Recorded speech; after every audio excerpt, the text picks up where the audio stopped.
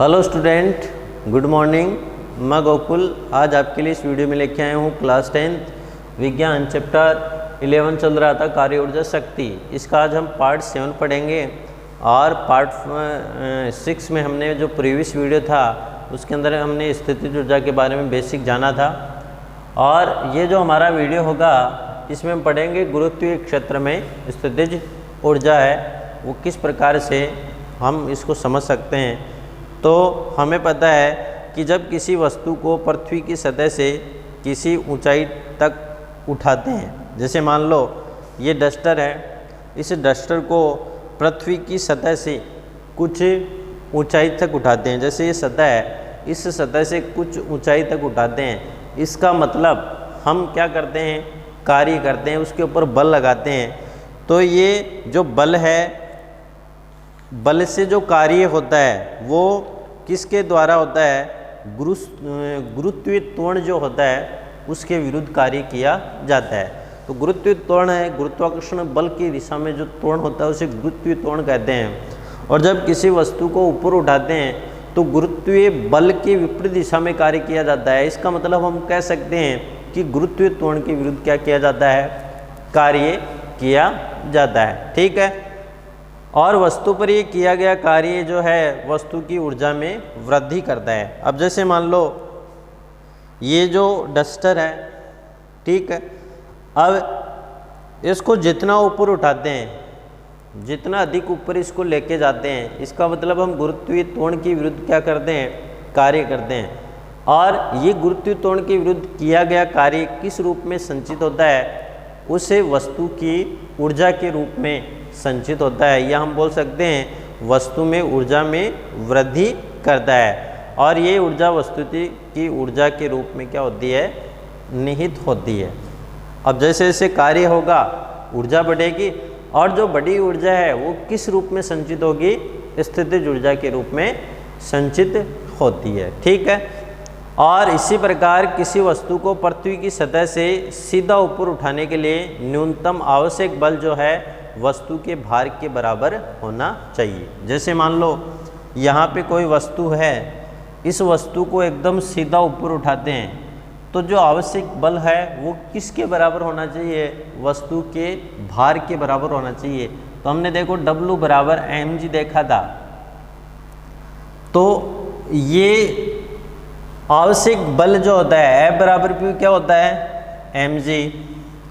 तो आवश्यक बल है वो किसके बराबर होता है, वस्तु के भार के बराबर होता है। तो हमने देखो पहले भी देखा था W बराबर F बराबर mg। तो जो बल लगता है वो वस्तु के भार के बराबर होता है। तो वस्तु का भार लगने वाले बल की क्या होता है, बराबर होता है। तो ये स्थिति आपको ध्यान में रखनी है। अब हम बात करते हैं यदि m द्रव्यमान की कोई वस्तु है, जैसे मान लो यहाँ से हम देखते हैं एक डायग्राम के द्वारा, जैसे ये सतह है पृथ्वी की और यहाँ पे एक वस्तु है जिसका द्रव्यमान क्या है, m है। ठीक है। और ये यहाँ से यहाँ तक की ऊंचाई क्या है, h है। ठीक है। इसी प्रकार सेकंड स्थिति में हम देखते हैं ये पृथ्वी की सतह है,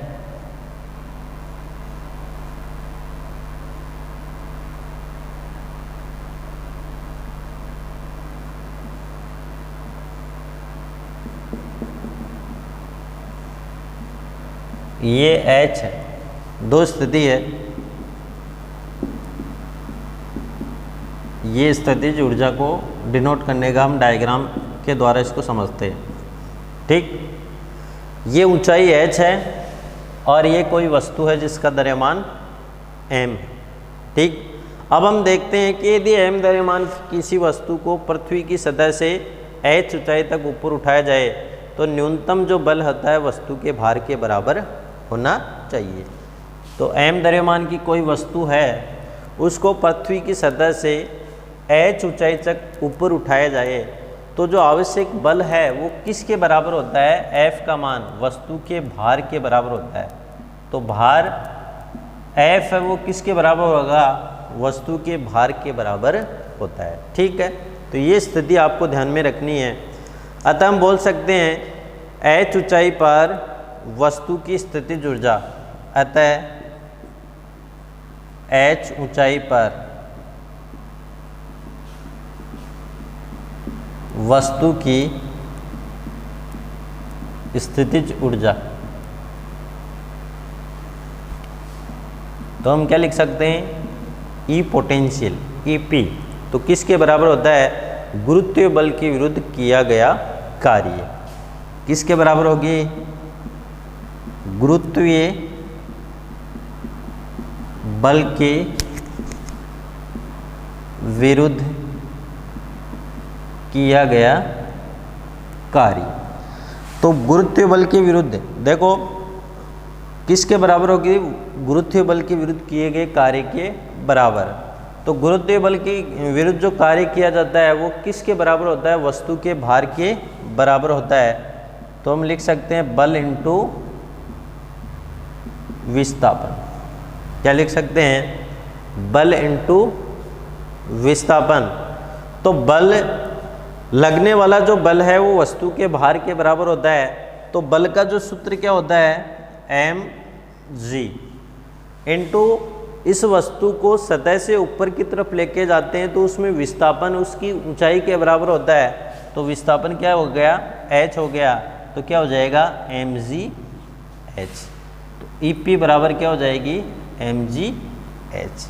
तो ये जो सूत्र प्राप्त होता है, इस सूत्र का उपयोग करते हुए हम जो न्यूमेरिकल्स बेस्ड क्वेश्चन आते हैं उन क्वेश्चनों को हम इन सूत्र के द्वारा आसानी से हल कर सकते हैं। तो ये स्थिति आपको इसमें ध्यान में रखनी है। तो हम क्या बोल सकते हैं, m द्रव्यमान की वस्तु को पृथ्वी की सतह से h ऊंचाई पर स्थितिज ऊर्जा क्या होती है, mgh होती है। तो m द्रव्यमान की वस्तु का पृथ्वी की ऊंचाई h पर स्थितिज ऊर्जा का मान हमें कितना प्राप्त होता है, mgh प्राप्त होता है। तो गुरुत्वीय क्षेत्र में स्थितिज ऊर्जा EP बराबर कितना होगा, mgh होता है। ठीक है, तो स्थितिज ऊर्जा का जो मान है वो वस्तु की पृथ्वी की ऊंचाई पर निर्भर करता है। ठीक, ये दो स्थितिज ऊर्जा का मान है वो वस्तु की पृथ्वी से ऊंचाई पर निर्भर करता है। जैसे हम तुलना करें, ये वस्तु है, दो स्थिति हमने दर्शा रखी है। अब ये h ऊंचाई जैसे मान लो हमारे पास 10 मीटर और ये भी किसके बराबर है, 10 मीटर है, दोनों सेम है। तो अब इसकी जो EP है वो जैसे मान लो आ गई 50 जूल और इसकी भी कितनी होगी, 50 जूल। क्यों होगी, क्योंकि जो स्थितिज ऊर्जा है वो वस्तु की पृथ्वी की सतह से जो ऊंचाई है उसके ऊपर निर्भर करती है, ये ध्यान रखना। और यदि वस्तु की पृथ्वी की सतह से ऊंचाई बढ़ेगी तो ऊंचाई बढ़ेगी, इसका मतलब उसमें विस्थापन अधिक हो रहा है, और जब विस्थापन अधिक होगा तो उस स्थिति में स्थितिज ऊर्जा का मान भी क्या होता है, अधिक प्राप्त होता है। और यदि ऊंचाई का मान कम है, जैसे मान लो यहाँ पे 20 है, तो 20 है, इसका मतलब स्थितिज ऊर्जा भी क्या हो जाएगी, अधिक हो जाएगी। और यहाँ पे 10 है तो इसकी स्थितिज ऊर्जा क्या होगी, कम होगी। और यहाँ पे एक स्थिति आपको ये ध्यान में रखनी है कि जो स्थितिज ऊर्जा का मान है वो ऊंचाई पे तो निर्भर करता है लेकिन उसके पथ के ऊपर निर्भर नहीं करता है। जैसे ये मान लो वस्तु है, एक तो हम डायरेक्ट इसको ऐसे ले गए तो उसमें जितनी स्थितिज ऊर्जा निहित हुई वो है, और एक सेकंड वस्तु है, इसको हम पहले ऐसे, उसके बाद में ऐसे, उसके बाद में ऐसे, ऐसे इस प्रकार हम ऊपर लेके जाते हैं तो ऊंचाई तो बराबर है, तो इसमें स्थितिज ऊर्जा भी क्या होती है, बराबर ही प्राप्त होती है। तो हम क्या लिख सकते हैं कि ऊंचाई जो है वो किसी पथ से तय, यानी जो स्थितिज ऊर्जा है उसका मान जो है वो ऊंचाई पर निर्भर करता है, लेकिन ये आवश्यक नहीं है कि वो ऊंचाई किस पथ से तय की गई है, चाहे पथ कैसा भी हो, लेकिन ऊंचाई यदि सेम है तो स्थितिज ऊर्जा भी क्या होती है, समान ही प्राप्त होती है। ठीक है, अब उसके बाद में अगला हमारा जो पॉइंट होगा वो हम पढ़ेंगे सरल लोलक, सिंपल पेंडुलम।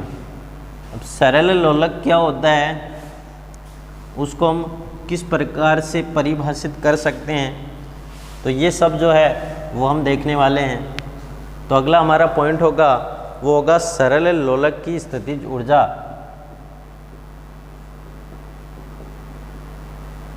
सरल लोलक की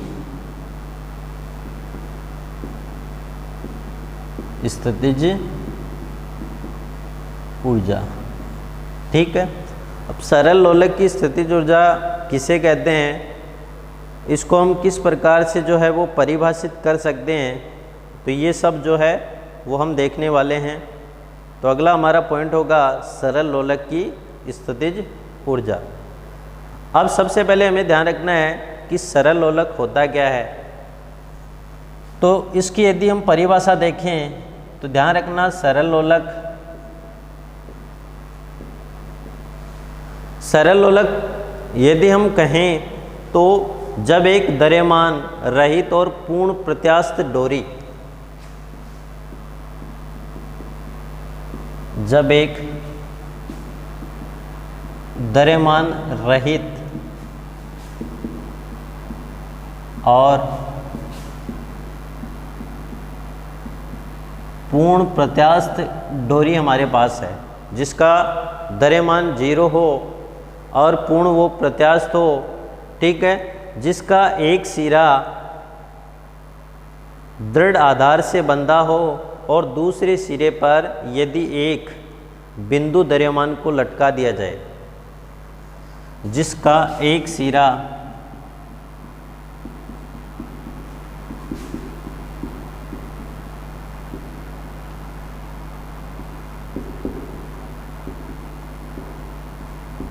दृढ़ आधार से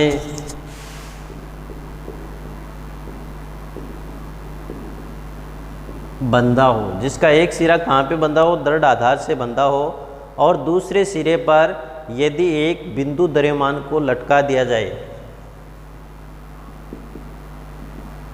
और दूसरे सिरे पर यदि एक बिंदु द्रव्यमान को लटका दिया जाए, तो ऐसी व्यवस्था क्या कहलाती है, सरल लोलक कहलाती है, ठीक है।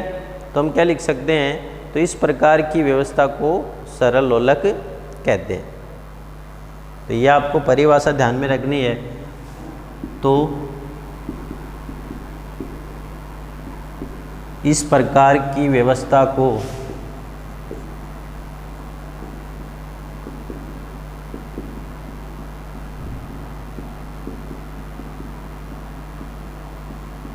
सरल लोलक कहते हैं। तो इसमें ध्यान रखना, ये कोई दृढ़ आधार है, तो ध्यान रखना जब एक द्रव्यमान रहित और पूर्ण प्रत्यास्थ डोरी, तो पूर्ण प्रत्यास्थ होनी चाहिए और द्रव्यमान रहित होनी चाहिए, जो कि संभव नहीं है, जिसका एक सिरा दृढ़ आधार, ठीक है, से बंधा और दूसरे सिरे पर यदि एक बिंदु द्रव्यमान को लटका दिया जाए। ये क्या है, दृढ़ आधार, जिसका एक सिरा तो कहाँ पे बंधा हो, दृढ़ आधार पे बंधा हो, और दूसरे सिरे पर एक बिंदु द्रव्यमान को लटका दिया जाए। तो इस प्रकार का जो संयोजन होता है या जो व्यवस्था होती है, उस व्यवस्था को क्या बोलते हैं, सरल लोलक कहते हैं। तो ये तो क्या है, दृढ़ आधार है, और ये बिंदु द्रव्यमान, ये एल लंबाई की कोई डोरी है जो पूर्ण प्रत्यास्थ हो और इसका भार, या हम बोल सकते हैं द्रव्यमान रहित होनी चाहिए। तो ऐसा जो संयोजन होती है या ऐसी जो व्यवस्था होती है, उसे हम सरल लोलक कहते हैं। जैसे हम सामान्यतः यदि सरल लोलक की बात करें तो ये तो इसकी परिभाषा हो गई। तो ऐसा प्रकृति में संभव नहीं है जिसका द्रव्यमान रहित डोरी हो और पूर्ण प्रत्यास्थ डोरी हो। तो ऐसी हम कल्पना नहीं कर सकते, सिर्फ समझने के लिए हम देख सकते हैं। अब इसी प्रकार जैसे मान लो ये कोई दृढ़ आधार है, यहाँ से हमने कील लगा दी और इसे एक धागा लटकाया, उस धागे के नीचे बिंदु द्रव्यमान को हमने लटका दिया जाए, तो ऐसा जो संयोजन होता है उस संयोजन को हम क्या बोलते हैं? सरल लोलक के नाम से जाना जाता है। ठीक है, तो ये स्थिति आपको ध्यान में रखना है। तो ये सरल लोलक है, उसकी परिभाषा है। उसके बाद में हम देखते हैं कि भाई सरल लोलक की स्थितिज ऊर्जा क्या होती है। जब एक सरल लोलक को उसकी साम्यावस्था से एक और विस्थापित किया जाता है, जैसे हम बात करें यहाँ पे सरल लोलक के द्वारा, ये सरल लोलक है,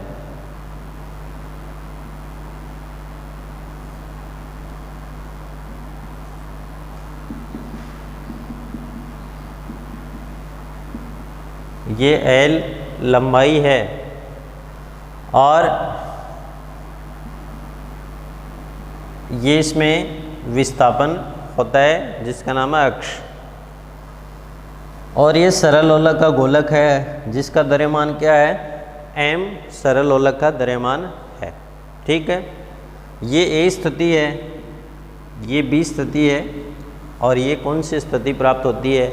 C स्थिति प्राप्त होती है। और यहाँ पे ये जो कोण होता है उस कोण को थीटा कोण कहते हैं। लंबाई L है जो धागे की लंबाई है, और यहाँ पे अधिकतम स्थितिज ऊर्जा अधिकतम होती है, अधिकतम स्थितिज ऊर्जा, और इस स्थिति में होती है अधिकतम गतिज ऊर्जा। तो ये सामान्यतः क्या है? सरल लोलक है, जिसकी हमने परिभाषा लिख ली है। अब देखना यहाँ पे ये दृढ़ आधार है, ये द्रव्यमान का कोई पिंड है, L लंबाई धागे की या धागे की लंबाई है, और ये विरामावस्था में है, हम बोल सकते हैं साम्यावस्था में है। ठीक, जब एक सरल लोलक को उसकी साम्यावस्था से एक और विस्थापित किया जाता है, जैसे मान लो ये सरल लोलक है, ये इसकी साम्यावस्था है। अब इस सरल लोलक को साम्यावस्था से एक और विस्थापित करते हैं, जैसे यहाँ से हमने कुछ बल लगाया, इसका मतलब हमने उसके ऊपर क्या किया? कार्य किया, और कार्य किया तो ये किया गया कार्य उसकी ऊर्जा में वृद्धि करेगा, तो ऊर्जा में वृद्धि करेगा, इसका मतलब उसकी स्थितिज ऊर्जा में क्या होती है? वृद्धि होती है। और जब हमने इसको बल लगाया तो ये अब गोलक जो है वो B स्थिति पे आ गया, और B स्थिति पे आते ही उसकी जो स्थितिज ऊर्जा है वो क्या हो जाती है? अधिकतम हो जाती है। तो ये एक स्थिति ध्यान में रखनी है कि प्रारंभ में सरल लोलक बिंदु A पर स्थित है, ठीक है, और जब इसको थोड़ा विस्थापित करते हैं तो उसका गुरुत्व केंद्र ऊपर उठ जाता है, या हम बोल सकते हैं ये इसका गुरुत्व केंद्र, या हम बोल सकते हैं इसका गोलक वो थोड़ा ऊपर उठ जाता है। तो ये स्थिति आपको देखना, ये थोड़ा गोलक क्या होगा? ऊपर उठ जाता है, या गुरुत्व केंद्र ऊपर उठ जाता है। इस दौरान लोलक पर किया गया कार्य विस्थापित स्थिति में लोलक की स्थितिज ऊर्जा के रूप में निहित हो जाता है। तो अभी हमने बात की कि हमने इसके ऊपर बल लगाया, तो बल लगाते हम क्या किया?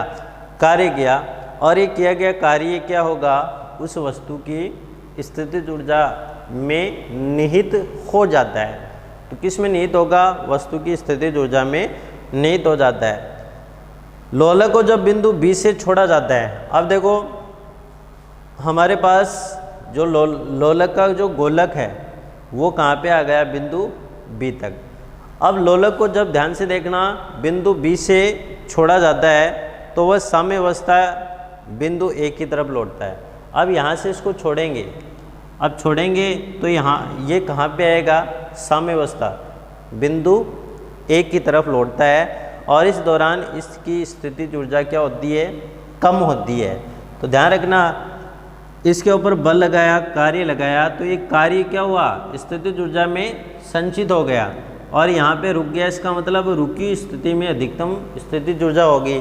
और जब इसको छोड़ा जाता है तो तो छोड़ने से ही स्थितिज ऊर्जा धीरे धीरे क्या होती है, कम होती है और इसकी गतिज ऊर्जा बढ़ती है।